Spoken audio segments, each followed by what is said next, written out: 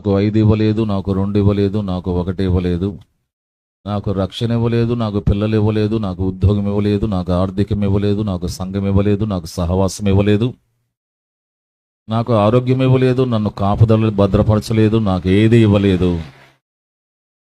అని ప్రభువుకు చెబుదామా?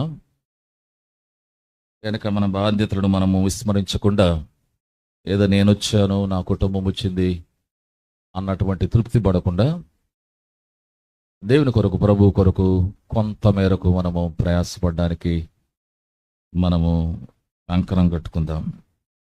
రండి, రాత్రి కొన్ని మాటలు దేవుని వాక్యం నుండి మనము తీసుకున్నట్టుకు గతించిన కొన్ని వారాలుగా మనము అపోస్తల కార్యంలో కొర్నేలి గురించినటువంటి మాటలు మనం చదువుకుంటున్నాం.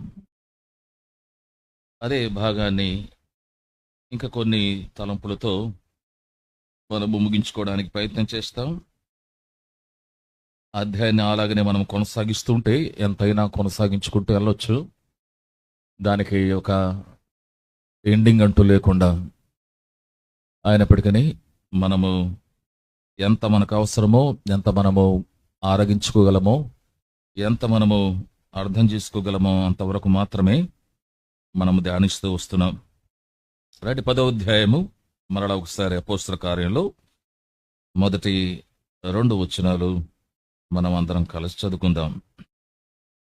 ఇటలీ పటాలమనబడిన పటాలములో